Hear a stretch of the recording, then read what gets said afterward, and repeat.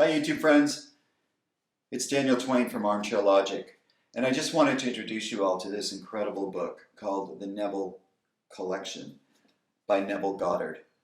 And maybe you've heard it before, maybe you've read it, maybe you have experience with this Goddard method of manifestation, but for me it's relatively new information. I've been around the block with the manifestation techniques in the past, from Think and Get Rich to Abraham Hicks to even the Course in Miracles. But in my opinion, this book really brings it home. It's an easy read. It looks like a big thick book, but it's really fast. The chapters are short, and it doesn't have a beginning or an end. You can just pick up the book and start reading from any page. The chapters almost open up by themselves. They're so short and easy. His biography is pretty short. I don't know a lot about him, except from what I've read on the back of the book, which I'll read for you right now, which I don't really think the personality of the author matters that much. It's the information that's so powerful. But the back of the book says, Neville Goddard was an actor and dancer from Barbados who became a philosopher, mystic, and lecturer on the law of attraction. He developed a powerful method of manifesting based on experiencing the feeling of the wish fulfilled, which deeply influenced the next generation of metaphysical explorers. Wayne Dyer's book, Wishes Fulfilled, was based on Neville's method. So Abraham Hicks, I think, pretty much says the same thing in a much more, with a lot more personality. So whatever method you use, hopefully it works for you.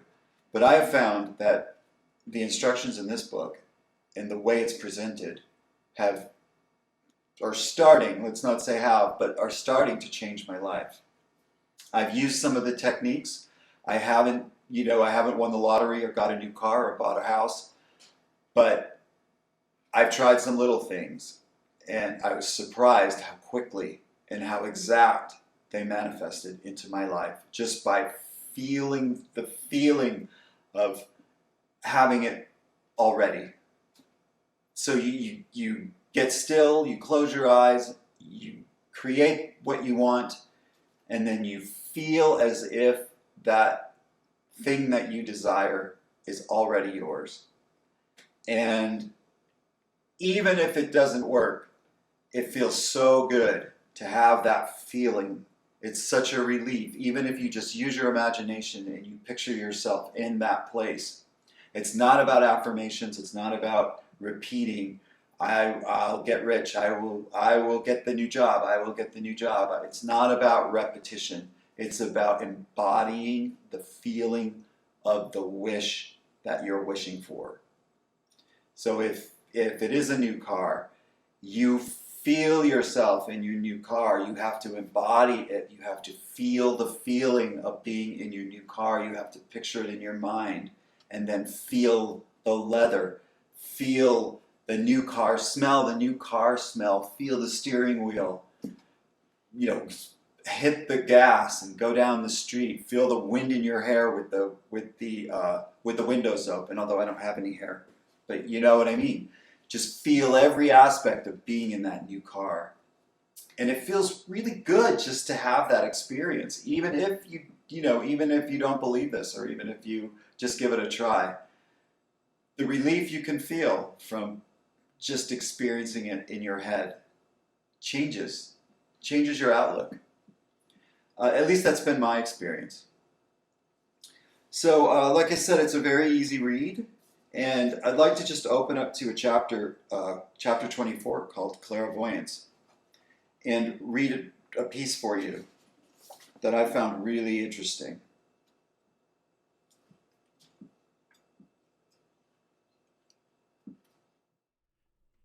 This is a reading of the Neville Collection by Neville Goddard. Chapter 24, Clairvoyance. True clairvoyance rests not in your ability to see things beyond the range of human vision, but rather in your ability to understand that which you see. To illustrate this point, here is a story with which the whole world is familiar, yet only the true mystic or clairvoyant has ever really seen it. The story of Dumas's The Count of Monte Cristo is to the mystic and true clairvoyant the biography of every man. 1. Synopsis.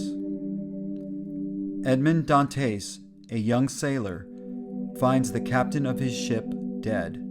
Taking command of the ship in the midst of a storm-swept sea, he attempts to steer the ship into a safe anchorage. Commentary.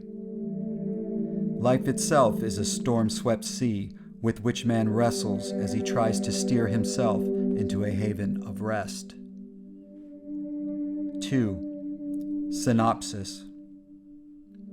On Dantes is a secret document which must be given to a man he does not know, but who will make himself known to the young sailor in due time.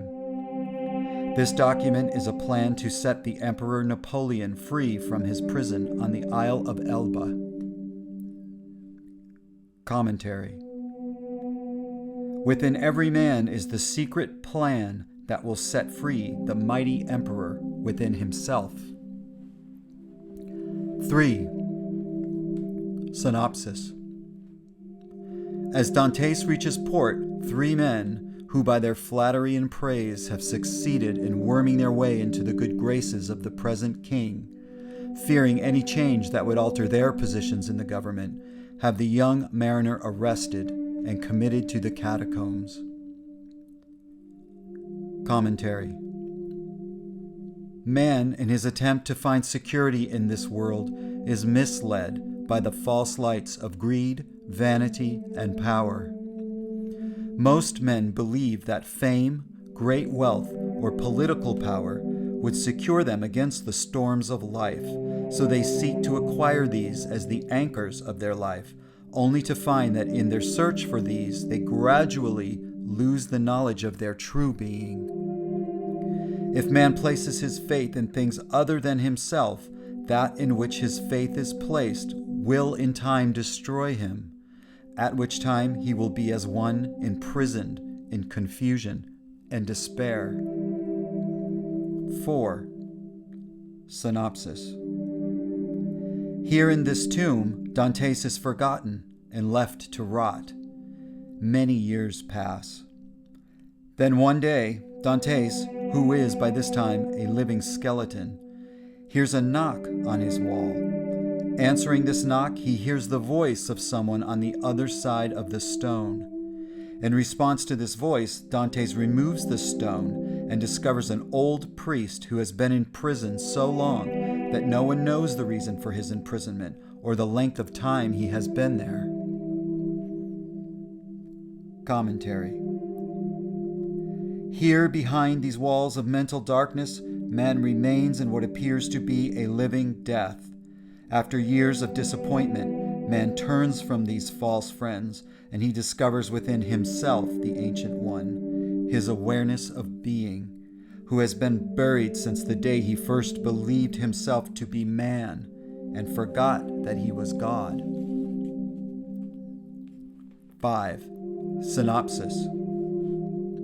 The old priest had spent many years digging his way out of this living tomb, only to discover that he had dug his way into Dantes' tomb. He then resigns himself to his fate and decides to find his joy and freedom by instructing Dantes in all that he knows concerning the mysteries of life, and to aid him to escape as well.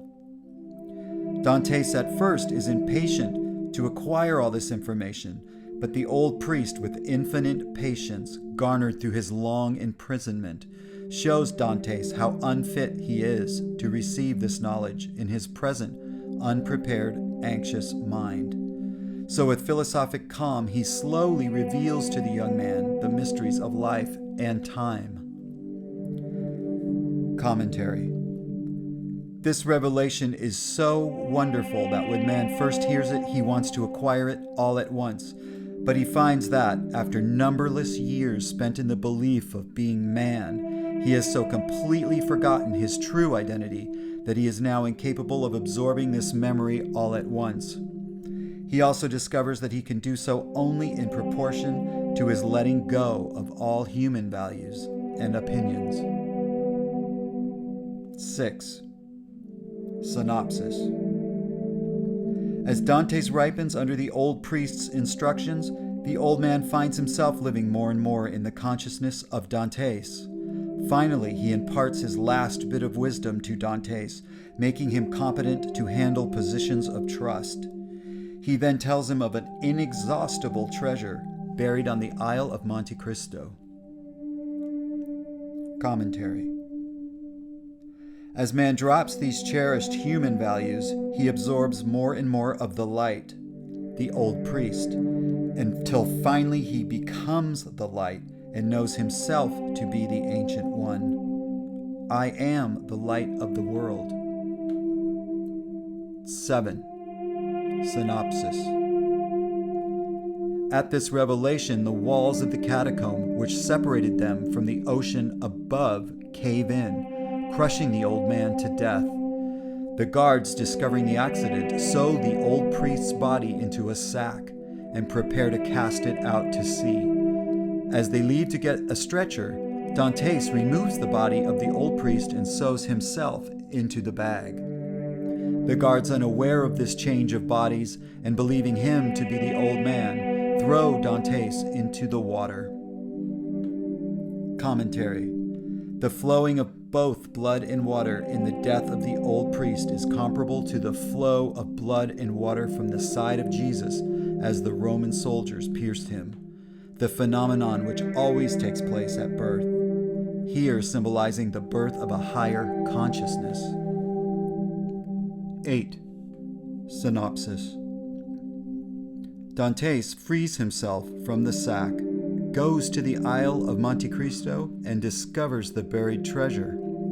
Then, armed with this fabulous wealth and this superhuman wisdom, he discards his human identity of Edmond Dantes and assumes the title of the Count of Monte Cristo. Commentary. Man discovers his awareness of being to be the inexhaustible treasure of the universe. In that day, when man makes this discovery, he dies as man and awakens as God. Yes, Edmond Dantes becomes the Count of Monte Cristo. Man becomes Christ.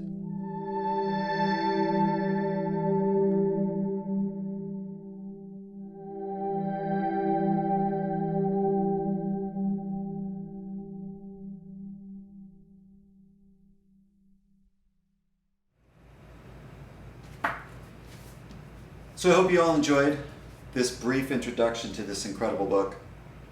There is one caveat. He uses a lot of Bible verses and a lot of Jesus quotes. So if you are an atheist or if you are triggered by Judeo-Christian ideas, then it might be a good idea just to get this book from the library or to get it used somewhere or to borrow it and have a look, read a few chapters and see what you think. You may see the Bible in a brand new way. Pretty much everyone who's listening probably is aware of the fact that God is not a man in the sky with a beard coming down to punish us. And Neville Goddard really helps us understand that we are divine, that we are an aspect of God, that we have all of the manifestation abilities that Christ had. And Christ even said the kingdom of God is within. This book really helps in that pursuit of inner knowledge, going inside, listening to your guidance, experiencing the God within you. We're not separate. It's a lie. We're taught that God is separate. We're taught that God is a parental figure. We learn that right from the jump when we go to school. To sit, be quiet, learn, and respect authority. We take that into our jobs. We respect our boss. The boss is the boss, the next parental figure. And then on top of all of that is this parental God, this Father God that is here to watch and make sure that we're doing everything right, or we will be punished. This book destroys that idea, in my opinion. It helps us understand that we are divine creators. We can manifest anything we need in life. It's our God-given right. We are God. We are Christ. We just don't believe it. So I appreciate your time. Thank you for joining me. And in the future, I may do some videos reading other chapters from this book. I may explore some of the other ideas, go a little bit deeper. And I'd love it for you to join me in that journey in exploring this powerful book. So thanks again. Bye.